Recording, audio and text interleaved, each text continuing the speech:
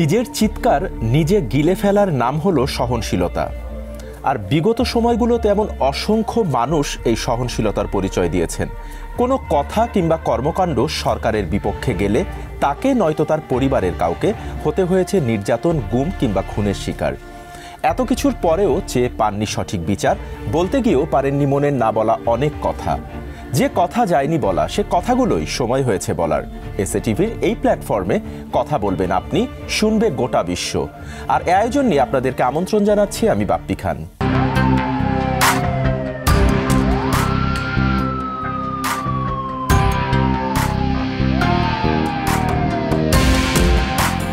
আজ আমাদের সাথে কথা বলার জন্য আমন্ত্রিত অতিথি হিসেবে স্টুডিওতে উপস্থিত রয়েছেন ময়মনসিংহ জেলা থেকে আগত বাংলাদেশ হেফাজতে ইসলাম ময়মনসিংহ জেলা শাখার সাবেক যুগ্ম সাধারণ সম্পাদক মাওলানা শহীদুল্লাহ সরকার।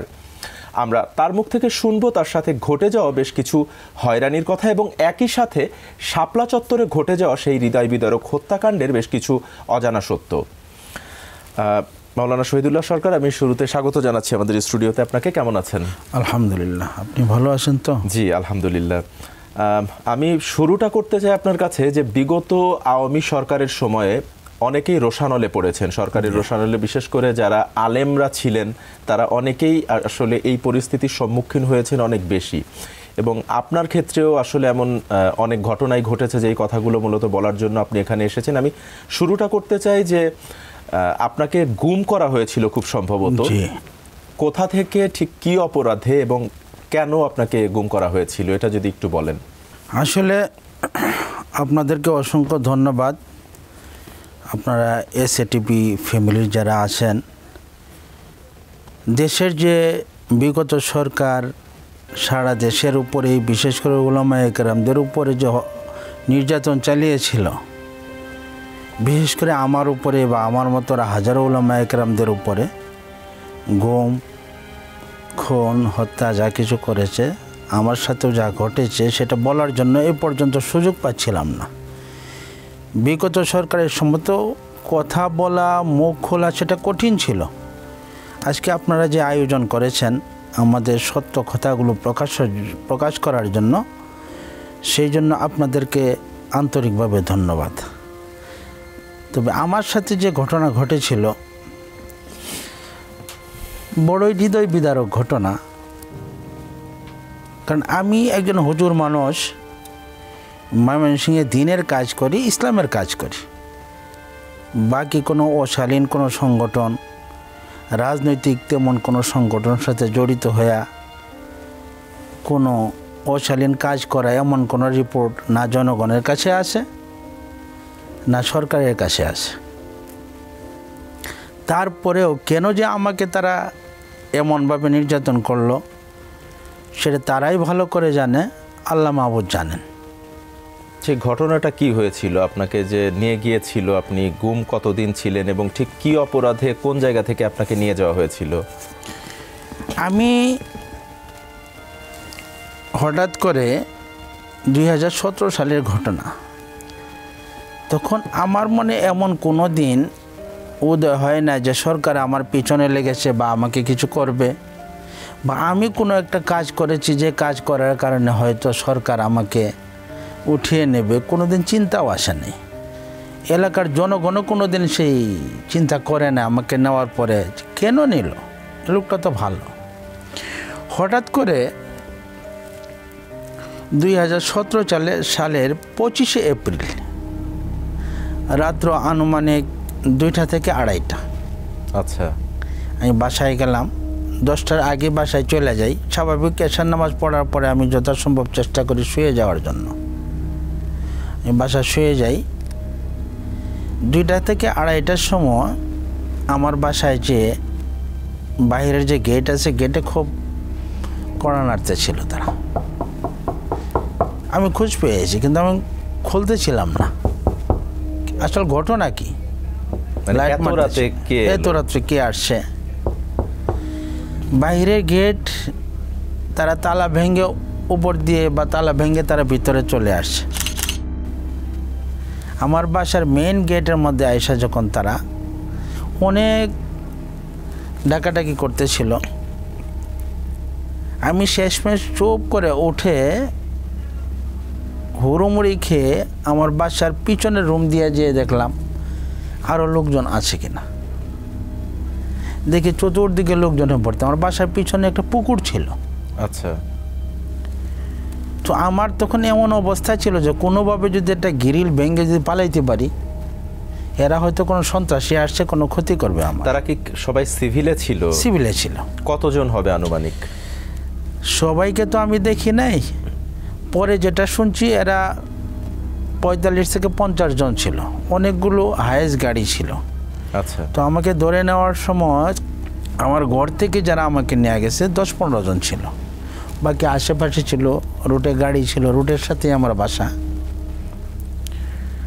তো আমি দেখলাম যে পিছন দিকেও লোকজন দাঁড়িয়ে আছে। আমি যদি পিছন দিকে যাই ওরা হয়তো গুলি করবে, হাতে অস্ত্র আছে, এটা আমি দেখলাম যে ওদের হাতে অস্ত্র। আমি আবার আসলাম, আইসা আমার ওয়াইফকে ডাক দিলাম, আমি তো শুনতেছি যে ওরা কারা। তো এই কথাগুলো বলতেই ওরা আমার গ্লাস দিয়ে দেখতে পারছে যে আমি উঠে গেছি। তো সাথে সাথেই বললো এই উঠছে উঠছে। আমি দরজা খুলে বললাম এই তোমরা কারা? বলে এতক্ষণ যাবো ডাকতেছি, আপনি ওঠেন না। হ্যাঁ কী হয়েছে, কে তোমরা? বললো আমরা থানা থেকে আসছি, আপনাকে একটু নিয়ে যাব, স্যার আমাকে পাঠিয়েছেন। কোন থানা থেকে? যে আপনার থানা থেকে, সদর থেকে। কি সমস্যা কি? আপনি তালাটা খোলেন। পরে তালা খুলে দিলাম, ওরা ভিতরে আসলো। আসার পরেই এরা আমাকে বলছে কাপড় পরেন, চলেন। আমি বাথরুম থেকে আসি, বাথরুমে গেলাম, উজু করলাম, কাপড় পরলাম। আমার আম্মা আসছে তখন, আমার আম্মা এখনও আসেন। এখন আমার আম্মার বয়স হয়তো 118-20 হবে। 118-20 বছর বয়স আপনার আম্মার এখনো? আচ্ছা। আমার বয়সই তো 60-61। আমার ভাই বোনদের মধ্যে আমি হইলাম অষ্টম। আমার ওই সময় তো নিশ্চয়ই বাসার সবাই আতঙ্কিত। তো ওই মুহূর্তে আমার আম্মা এসে বললো যে কী ব্যাপার, কী হয়েছে, আপনারা কারা? তখন আমার আম্মাকে এমন কিছু ভাষা এরা গালিগুলোজ করলো, আমরা দিনী ফ্যামিলি, এমন কোনো কথা আচরণ কারোর সাথে কোনো দিন হয় নাই। আমার দুঃখের ব্যাপার যে আমার মাকে এরা বোকা দিয়ে কথা বলতেছিল। আমি আম্মার কাছে গিয়ে আমার হাত ধরে বললাম যে আম্মা কিছু কথা বলো না, জান্নাতে দেখা হবে। আমার এটা কথা ছিল যে জান্নাতে কথা হবে, দেখা হবে।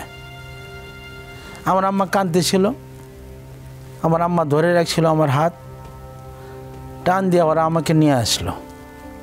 তখন আমার মেয়ে ছিল 4 জন, বাসায় ছিল 3 জন। মেয়েগুলো চতুর্দিকে এসে আমাকে ধরে রাখছে ছোট ছোট। তো মেয়েগুলোর হাত থেকে যখন নিয়ে যায়, আমার মেয়েদের হাতে আমি ওদের মাথায় হাত বোলায় বললাম আম্মা দোয়া করো, তোমরা দোয়া করো, আমি ফিরে আসবো ইনশাল্লাহ। আমাকে থানায় নিয়ে যাচ্ছে, থানা থেকে ফিরিয়ে দিয়ে যাবে। এরা এমন কিছু আচরণ করছে ওই দিন যে আচরণগুলো আসলে ভোলার মতো না। অকথ্য ভাষায় গালিগুলোজ করছে, অথচ আমাকে গালিগুলোজ করার মধ্যে কেউ নাই, কেউ গালিগুলোজ করবে না, এমন কোনো আচরণ কারোর সাথে করি নাই আমি। মানে নিজেকে আসলে তখন প্রচণ্ড অসহায়, একদম অসহায়। আমি বললাম যে দেখেন আমার বাচ্চাগুলো ছোট ছোট ছেলে নাই, মেয়েগুলো, এদেরকে কিছু বলেন না। আমি ঘর থেকে বের করে উঠানে নিয়ে গেল। উঠান থেকে যখন মেন গেট পাড়ে বাইরে নিয়ে যা, আমার দ্বিতীয় মেয়েটা পিছনে পিছনে ছুটছিল। তো আমি বললাম মেয়েটা চলে আসছে, আমাকে ভিতরে দিয়ে আসি। তো ওরা আমাকে ধাক্কা দিল। আমার মেয়েকে বললো যাও ভিতরে যাও। ওরা ভিতরে ঢুকে তালা লাগাই দিল। যাই হোক আমাকে নিয়ে আসলো, পিছনে মেয়েরা কান্নাকাটি করতেছে। বাসায় আর কেউ নেই, আমার ওয়াইফ, আমার আম্মা আর 3 জন মেয়ে। কোনো পুরুষ মানুষ নাই এখানে। সাথে সাথে আমাকে যখন নিয়ে আসলো, ওদের একজন অফিসার সম্ভবত বলল, জাহাঙ্গীর নাম ধরে বলল, এই জাহাঙ্গীর 40 সেকেন্ড। এটা কে বলল? এদের একজন অফিসার। আচ্ছা। জাহাঙ্গীর 40 সেকেন্ড। যখন বলছে 40 সেকেন্ড, তখন আমি বুঝতেছি 40 সেকেন্ডের মধ্যে ওরা হয়তো আমাকে হত্যা করবে। আমার ব্রেনে এটা কাজ করতেছিল। মানে ঠিক ওই মুহূর্তে আসলে আপনার মস্তিষ্কে এটাই গিয়েছে যে 40 সেকেন্ড হয়তো বা আমি আর আছি পৃথিবীতে। তখন আমি খুব জোরে জোরে লা ইলাহা ইল্লাল্লাহ পড়তেছিলাম যে মৃত্যুর সময় যেন কালমা নসিব হয়। খুব কান্না করতেছিলাম। তো এর মধ্যেই তাড়াতাড়ি আমাকে এই 40 সেকেন্ডের ভিতরেই আমার চোখ বেঁধে ফেললো, হাত কড়া লাগিয়ে গাড়িতে উঠিয়ে দিল। গাড়িতে বসলাম, কালো গ্লাস। গাড়ি ছেড়ে যখন যাচ্ছিল তখন অফিসারটা আমাকে জিজ্ঞেস করলো যে আমরা আপনাকে কেন নিয়ে যাচ্ছি, বলতে পারেন কি?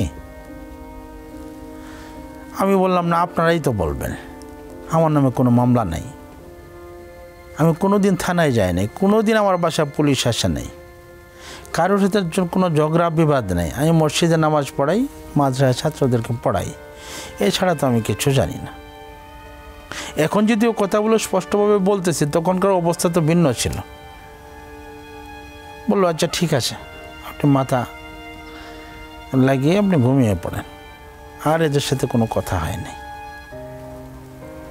অন্তত 2 থেকে পৌনে 2 ঘন্টা হবে, পৌনে 2 ঘন্টাতে 2 ঘন্টা হবে ওরা আমাকে নিয়ে আসে। তাহলে অর্থাৎ কি ঢাকার দিকে আপনাকে ঢাকার দিকে নিয়ে আসে। রাস্তাটা আমি চিনতে ছিলাম, কারণ দীর্ঘদিন যাবত আমি ময়মনসিংহের রাস্তাগুলো দিয়ে চলি। আমি চোখ বাঁধা ছিল? চোখ বাঁধা ছিল। কোন রাস্তা দিয়ে নিচ্ছে, কখন গাড়িটা কোন দিকে মোড় নিচ্ছে, সব আমি বুঝতেছিলাম। আপনি হয়তো ময়মনসিংহ গেলে চিনবেন, সার্কিটাস হয়ে যে রুটটা নদীর পার হয়ে ভার্সিটি হয়ে যেটা ঢাকা আসছে বাইপাসে, এই রুটে আমাকে নিয়ে আসে। আচ্ছা, এই রুটে নিয়ে আসা সম্ভবত 4:30 বাজে বা 4:15 বাজে। তখন আমাকে নিয়ে আসছে, নিয়ে আসা একটা বিল্ডিংয়ের সামনে এলাম, দোতলা আমাকে উঠে নিয়ে গেছে। বুঝতে পারছি এয়ারপোর্টের কাছে কোথাও নিয়ে আসছে তারা আমাকে। অর্থাৎ র্যাব ওয়ানে হতে পারে। র্যাব ওয়ান, জি। ওইখানে আইসা আমাকে একটা রুমে দিল। রুমে দেওয়ার পরে ওইখানে সিকিউরিটি ছিল, সে বলতেছে ওয়াশরুম সামনে যান। এবং ওয়াশরুমে যে কাজ সেরে পরে অজু করে আসলাম। আসার পরে আমাকে বলতেছে কেন বসেন। বসার পরে আমাকে সর্বপ্রথম যে আচরণটা করলো, বসার সাথে সাথে আমার হাতের যে হাত কড়া ছিল, সেই হাত কড়াটা নিচে একটা কড়া আছে, এর সাথে আমাকে লাগায় তালা দিয়ে দিল। মানে এটা এখন ওঠার কোনো উপায় নেই। অর্থাৎ আপনি ওখানে ফিক্সড হয়ে গেলাম। এবং এটা কি আচরণ? আমি তো মানুষ একজন, এ কি করলেন? কথা বললেন এটা সিস্টেম এখানের। আমি বললাম যে খোলেন, ওয়াশরুমে যেতে হবে আমাকে। আবার খুলছে, আমি ওয়াশরুমে গেলাম। আবার অজু করে আসা আমি নামাজে দাঁড়িয়ে গেলাম।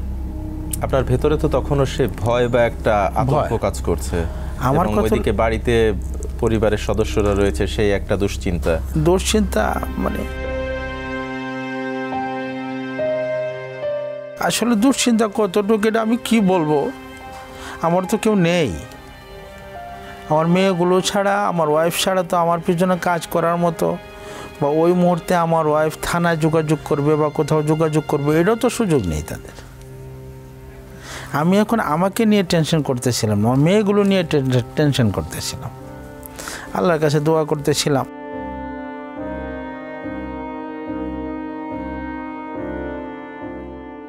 যাই হোক, সব আল্লাহর হাতে, সব কিছু মেনে নিতে হয়। আমি যখন নামাজে দাঁড়িয়েছি তখন আর সে আমাকে কিছু করতে পারেনি। আচ্ছা, আমি নামাজ পড়তেছি। আপনাকে যে রুমটাতে রেখেছিল সেই রুমটা কেমন ছিল? আমি সেই কথাটা জানবো, তার আগে একটি ছোট্ট বিরতিতে যাব। বিরতির পরে এসে আমি বাকি কথাগুলো আপনার থেকে শুনবো ইনশাআল্লাহ। সুপ্রিয় দর্শক, কথা বলার এ পর্যায়ে সময় হয়েছে একটি বিরতিতে যাবার। বিরতির পরে এসে আমরা শুনবো আরো অনেক অজানা কথা। কোথাও যাবেন না, থাকুন আমাদের সাথে, ফিরছি খুব শীঘ্রই। দর্শক, বিরতির পর আরও একবার স্বাগত জানাচ্ছি। আপনারা দেখছেন যে কথা যায়নি বলা। আমাদের সাথে কথা বলছিলেন বাংলাদেশ হেফাজতে ইসলামের ময়মনসিংহ জেলা শাখার সাবেক যুগ্ম সাধারণ সম্পাদক মাওলানা শহীদুল্লাহ সরকার। আপনি বিরতিতে যাবার আগে বলছিলেন যে আপনাকে যেখানটিতে নিয়ে যাওয়া হলো সেখানে একটি বদ্ধ রুমের মধ্যে আপনাকে তালা দিয়ে রাখা হয়েছিল, আপনি নামাজে দাঁড়ালেন। আসলে ওখানে আপনাকে কি প্রশ্ন করা হতো বা নির্যাতন কি করা হয়েছিল? এখানে আমাকে কোনো নির্যাতন করে নাই, প্রশ্ন করে নাই। আচ্ছা। এখানে তারপর ফজরের নামাজ পড়লাম। এর পরবর্তীতে আমাকে ফজরের পরে একটা নাস্তা দিল, খিচুড়ি দিয়েছিল সম্ভবত। তখন কি আর খাওয়ার মতো তো কোনো পরিবেশ নাই, আমি খাই নাই। একটু পানি পান করে আমাকে তখন নিয়ে গেল, আমাকে কিছু জিজ্ঞাসাবাদ করার জন্য তৎকালীন যে র্যাবের প্রধান ছিল বেনজির, তার কাছে আমাকে নিয়ে যাওয়া হয়। আমাকে অনেক কিছু জিজ্ঞাসা করা হয়, আমার বাড়ি কোথায়, আমার ছেলে মেয়ে কি, একই প্রশ্ন বারবার। অন্তত 1-1.5 ঘন্টা পর্যন্ত প্রশ্ন করার পরে আমাকে আবার নিয়ে গেল দোতলা একটা রুমে, যে রুমের মধ্যে একটা 3 ফিট বাই 5 ফিট কি 6 ফিট হবে ভাঙা ফ্লোর। সেখানে আমাকে একটা টি শার্ট, একটা লুঙ্গি পরে এখানে আমাকে 24 ঘন্টা চোখ বাঁধা, হ্যান্ডকাপ পরানো আমাকে রেখে দিল। আর এইখানে 49 দিন লাগাতার এই রুমটার মধ্যে আমাকে টানা 49 দিন এখানেই ছিলেন। এর মধ্যে আপনি জানতে চাননি যে আপনাকে ঠিক কি অপরাধ এখানে কথা বলা নিষেধ। এখানে এরা যখন আমাকে রেখেছিল তাদের কথা হলো কোনো কথা বলা যাবে না, কোনো প্রশ্ন করা যাবে না, কিচ্ছু বলা যাবে না। আমাকে 49 দিন এখানে রাখছে।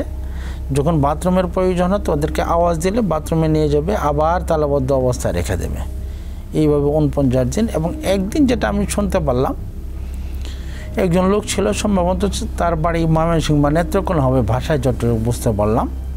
খাবার দিল, খাবার দেওয়ার পরে বাথরুমে যাব। তখন বাথরুম থেকে আসার সময় আমি বললাম, আপনারা আমাকে এখানে কেন রাখছেন? অন্য কিছু কি করা যায় না? অন্য কি করবেন? যে কোনো টাকা পয়সার বিনিময়ে? খুব আস্তে আস্তে, কানে কত টাকা দেবেন? আমি বললাম, দেয় আপনাদের কত টাকা লাগে? 20 লাখ 50 লাখ। আমার কথা হলো একটা কথার ভিতরে তাদেরকে আনি, আমি দিয়ে দিই। বললো, দেখেন এই কথা আর কোনো দিন বলবেন না, তাহলে আগে আপনাকে মেরে ফেলবে। এখানে যারা আছে ওরা ফিরে যায় না, এখানে যারা আসে তারা ফিরে যায় না। এখানে এদেরকে শেষ করে দেওয়া হয়। দোয়া করেন আল্লাহ আপনার তকদিরে কি রাখছে। এই কথা শোনার পরে তো আর দুনিয়াতে আমি যাইতে পারবো এটা কোনো দিন কল্পনাও করি নাই। আর তখন আল্লাহ মনে হয়তো খুব কাছে। এবং পরিবারের এই যে মানুষগুলোকে, আপনি ছোট ছোট বাচ্চাদের কথা বলছিলেন, আপনার বৃদ্ধ মায়ের কথা বলছিলেন, স্ত্রীর কথা বলছিলেন, তাদের সাথেও তো 49 দিন কোনো ধরনের তারা কি অবস্থায় আছে? কথা নেই, কোনো কথা তো দূরের কথা। এইখানে আসার পরে দুনিয়ার ভিন্ন কোনো আওয়াজ পাওয়া যায় না, অন্ধকার রুম, দুনিয়ার কোনো শব্দ নাই। এইটা আমার একটা কবর, এটা আমার শেষ জীবন। এতটুকু মনে হয়তো আল্লাহ খুব কাছে।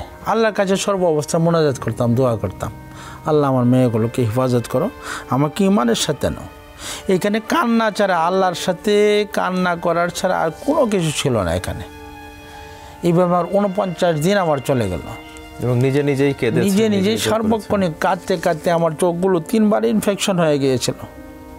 3বার ইনফেকশন হয়েছে, এইগুলো পেকে পুঁজ বেরিয়ে আসছে। সার্বক্ষণ কান্না করতে করতে আপনার ওই যে কাপড়গুলো ছিল সেগুলো ভিজা থাকতো, ভিজা থেকে ইনফেকশন হয়েছে, 3বার ইনফেকশন হয়েছে। তো এইভাবে যখন 49 দিন আমার চলে গেল, সবচেয়ে কঠিন জিনিস হলো আমার যে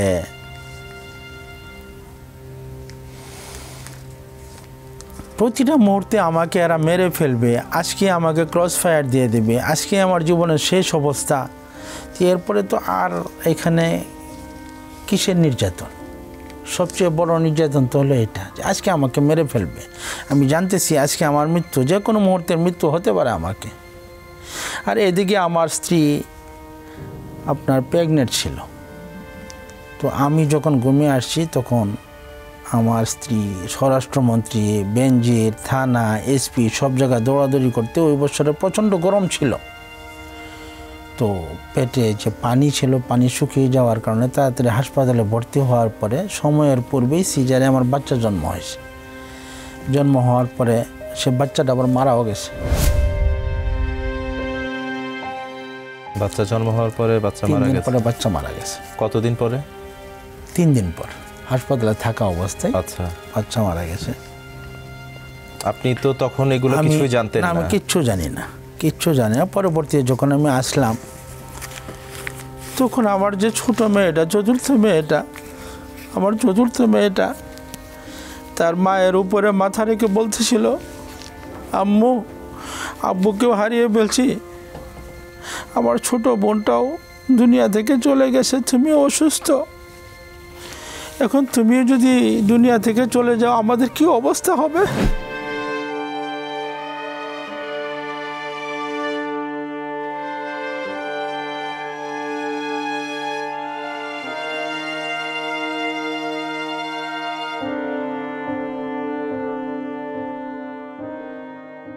আমার ছোট মেয়েটা কান্না করতে করতে কথাগুলো বলতেছিল, দুনিয়াতে তো আমাদের কেউ নেই, বউ হারিয়ে গিয়েছে, আমার বোনটাও চলে গিয়েছে, তুমিও যদি এই অবস্থা চলে যাও আমাদের কি হবে দুনিয়াতে?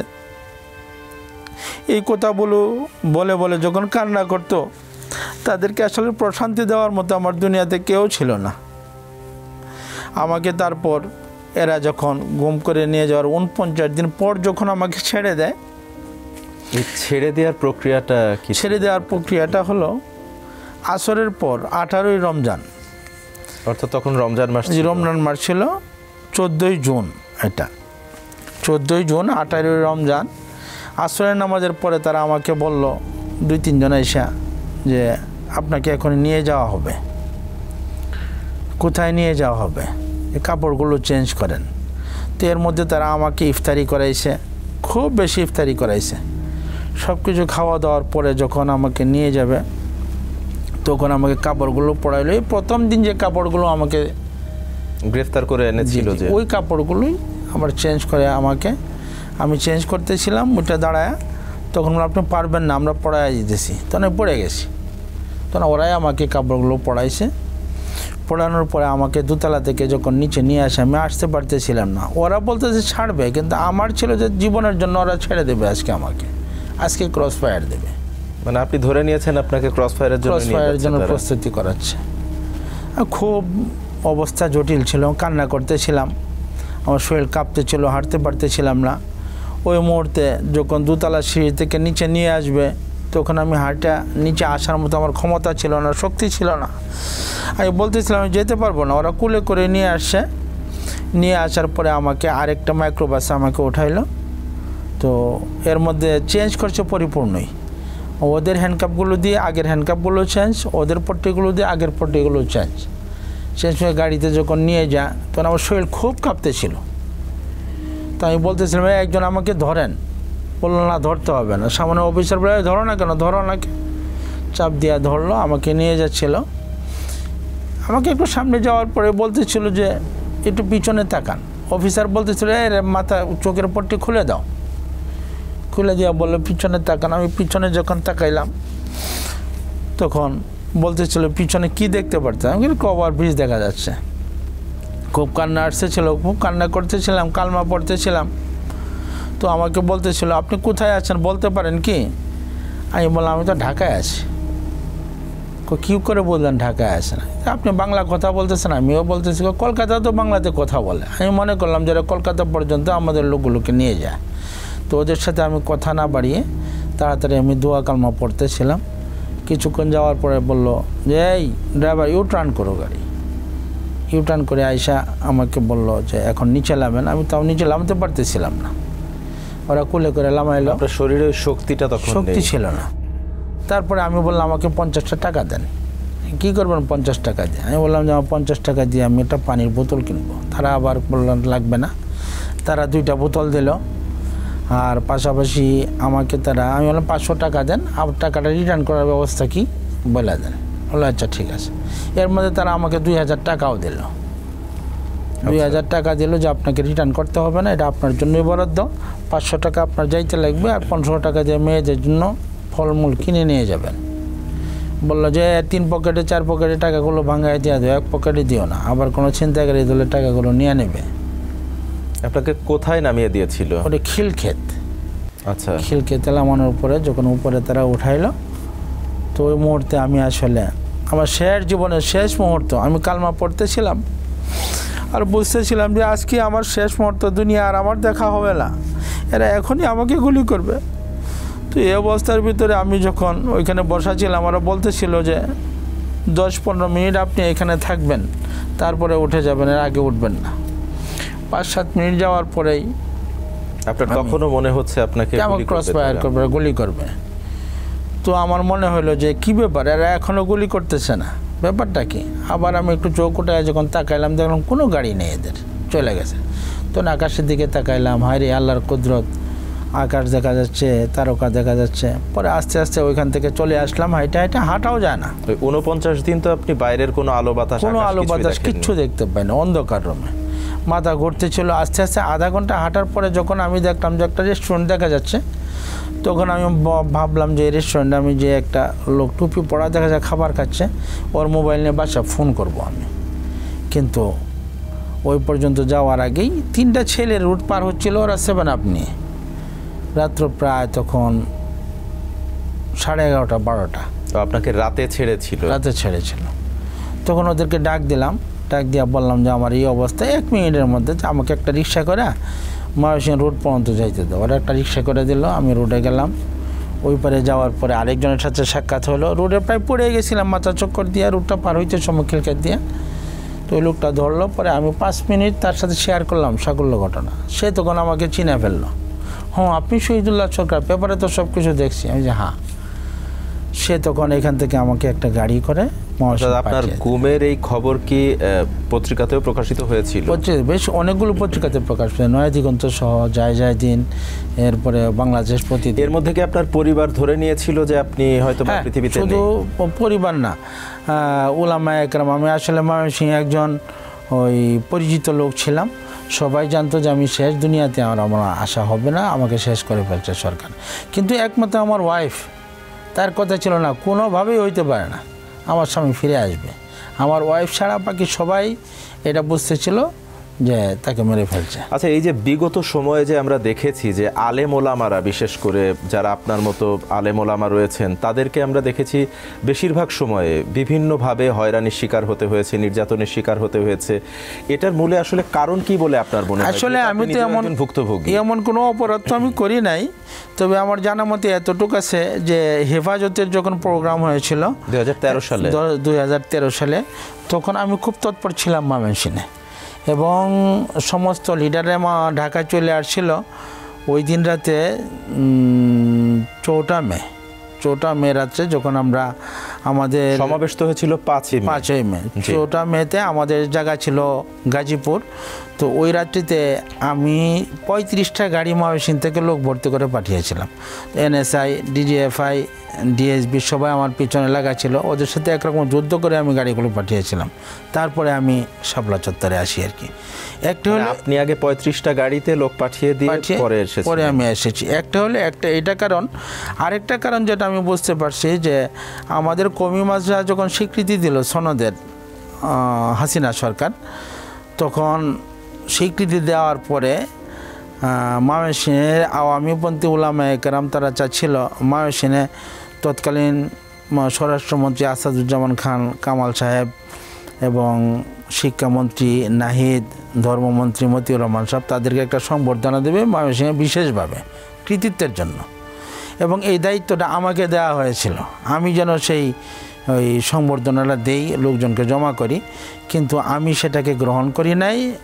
এটাই আপনার মূল অপরাধ। আচ্ছা, আপনি যে শাপলা চত্বরের কথাটি বললেন, এই যে 5ই মে যে শাপলা চত্বরে যে ঘটনা ঘটেছিল, আপনি তো নিজে ওই ঘটনার একজন প্রত্যক্ষদর্শী। আমি এই ঘটনাটিও জানবো আপনার কাছ থেকে। তার আগে সময় হয়েছে আরো একটি বিরতিতে যাবার, আমি বিরতির পরে এসে শুনবো আপনার কাছ থেকে এই কথাগুলো। দর্শক, কথা বলার এ পর্যায়ে সময় হয়েছে আরো একটি বিরতিতে যাবার। কোথাও যাবেন না, থাকুন আমাদের সাথে। ফিরছি ছোট্ট একটি বিরতির পরেই।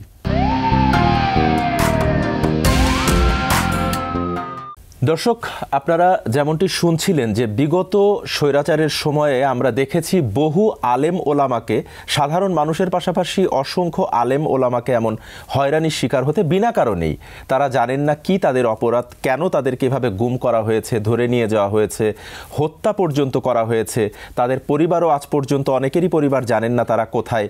আপনারা এমন অনেক ঘটনাই কিন্তু ইতিমধ্যে পত্রপত্রিকাতে বা গণমাধ্যমে দেখেছেন। এমনই একজন প্রত্যক্ষদর্শী আমাদের আমাদের সাথে আজকে কথা বলছেন, আমরা তার মুখ থেকেই কিন্তু তার জীবনের ভয়াল কিছু স্মৃতির কথা শুনছিলাম। আপনারা দেখছেন যে কথা যায়নি বলা।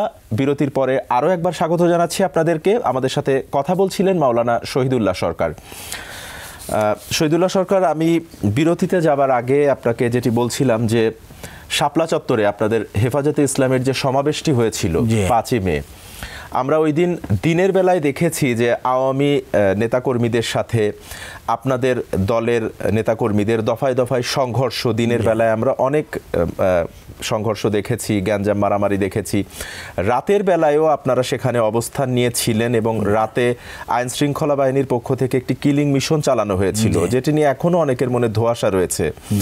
তো আপনি যেহেতু ওই দিন হেফাজতে ইসলামের একজন নেতা হিসেবে সেখানে উপস্থিত ছিলেন এবং একজন প্রত্যক্ষদর্শী, আপনার কাছ থেকে জানতে চাই সেদিন আসলে কি হয়েছিল।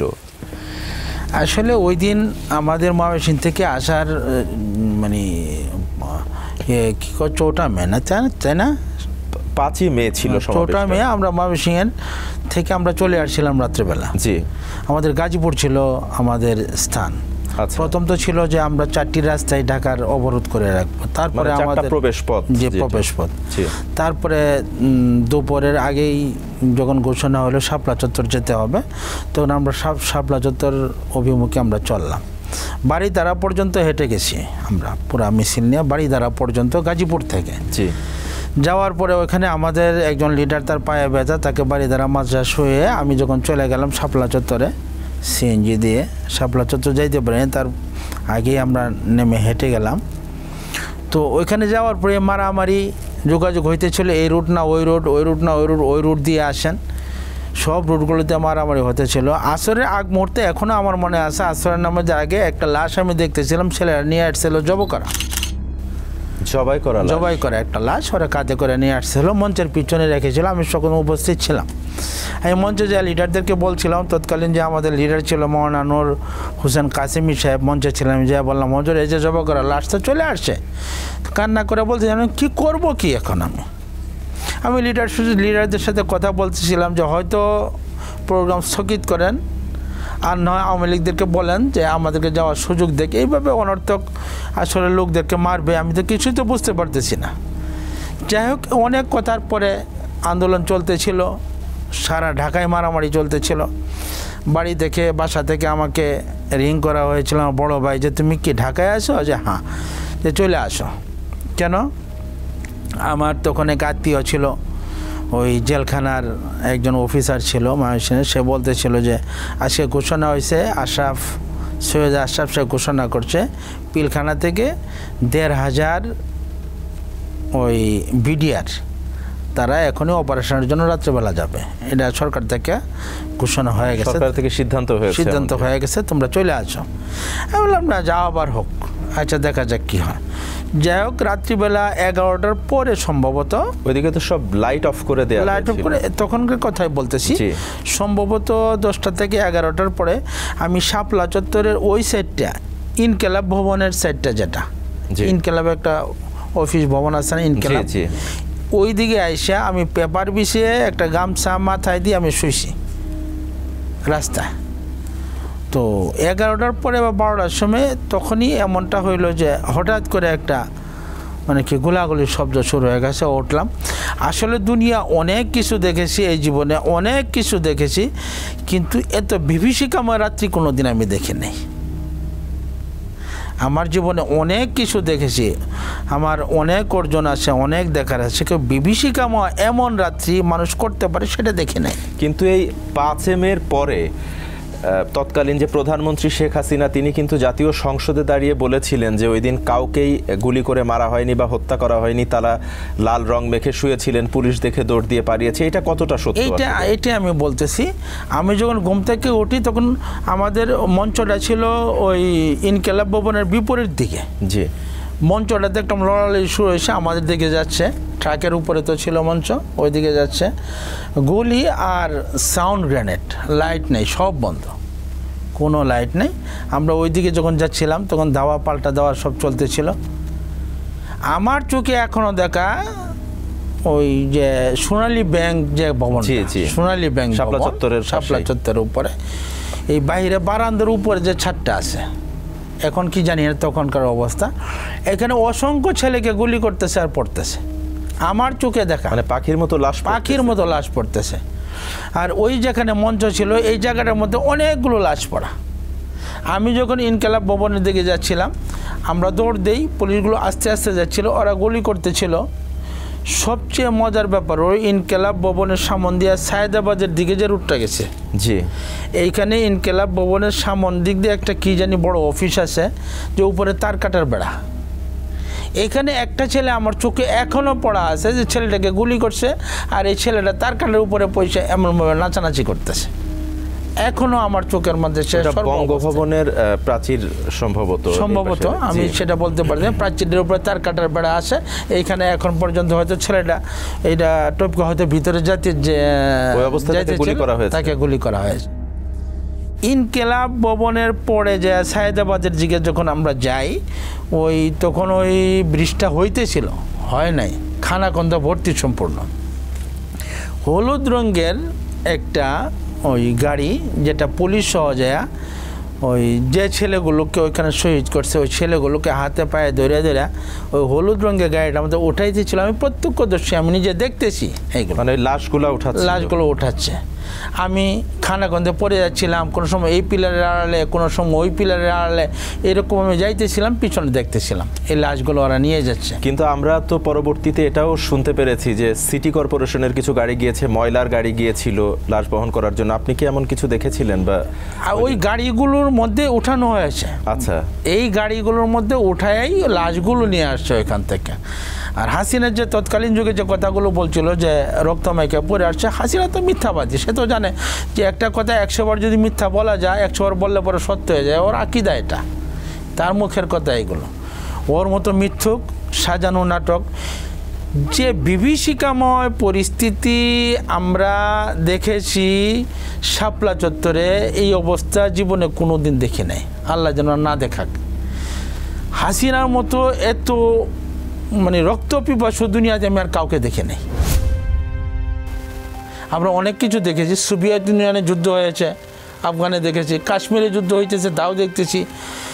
যখন সে ঢাকাতে শাপলা চত্বর ঘটাইলো, এর আগে আমরা দেখলাম যে আপনার মিশরে তাহরির স্কোয়ারে যে হত্যা ঘটাইলো। কিন্তু এত বিভীষিকাময় রাত্রি আর কোনোদিন দেখে নেই, এইভাবে হত্যা করতে কাউকে কোনোদিন। আপনার চোখে দেখা কি পরিমাণ মানুষ আপনি দেখেছেন যে এরকম? আমি যে দেখেছি, আমার চোখের সামনে শত শত লাশ আমার দেখা হয়েছে, যে শত শত লাশ আমি দেখেছি, যে লাশগুলো আর গাড়িতে উঠিয়ে নিয়ে যাচ্ছে। এটা আমার প্রত্যক্ষদর্শী, আমার চোখে দেখা এই জিনিসগুলো। আপনার কি ওই অবস্থার মধ্যে মনে হয়েছে যে আপনি বেঁচে ফিরতে পারবেন? না, এটা হয় নাই। আমিও চলে যাব, আমিও বারবার বাসায় রিং করতেছিলাম অবস্থায়, এবং মাদ্রাসাগুলোতে আমি বলতেছিলাম তোমরা দোয়া লেগে যাও। আমাদের যে মাদ্রাসাগুলো সবাইকে রাত্রিবেলা ওইটা মোনাজাতে আমি লাগাইছি, তোমরা মোনাজাতে লাগাও, যা হবার হয়ে যাবে, যা হবার হয়েছে, আল্লাহ যা করে তাই হবে, এখন ফিরে আসার কোনো সুযোগ নাই, দোয়া করো, যদি আল্লাহ শাহাদত কবুল করে জান্নাতে দেখা হবে। এই কথাগুলো আমি আগে বাসায় আমি পৌঁছিয়ে দিয়েছি। এখান থেকে ফিরে আসার মতো আর কোনো সুযোগ আমাদের ছিল না, পরিস্থিতিটা এমনই ছিল। পরবর্তী মুহূর্তে পরের দিন তো আপনারা জানেন সারা দেশে কী হয়েছে। আমাদের ঢাকা থেকে ময়মনসিংহ বন্ধ যাওয়া ট্রেন দিয়ে কী অপমান, কী অপদস্থ, কীভাবে যেতে হলো, আওয়ামী লীগ রাস্তা কী গালিগুলোজ করতেছিল। শাপলা চত্বরের এই ঘটনা থেকে আবার একটু আপনার ব্যক্তি জীবনে ফিরতে চাই। আপনি যে শুরুতে বলছিলেন যে আপনাকে গুম করে নিয়ে যাওয়া হয়েছিল, এরপরে আপনাকে ছেড়ে দেয়া হলো, আপনি ওখান থেকে যে ফিরে গেলেন বাসায়, এলাকাবাসী থেকে শুরু করে পরিবারের সদস্যরা সকলেই জানেন যে আপনি আর পৃথিবীতে নাই, আপনি মারা গেছেন। আপনি যখন পৌঁছালেন ঠিক কোন টাইমটাতে, কিভাবে গিয়ে পৌঁছালেন, সেই মুহূর্তটা কেমন ছিল? জি, ময়মনসিংহ আমার পৌঁছতে আগে বললাম, আমাকে পাঠানো হয়েছিল রাত্র 2:30 বাজে। আমি ওই দিন তো 18 রমজান ছিল, আমি ওই মুহূর্তে সেহরি মুহূর্তে আমি বাসায় যাই পৌঁছি।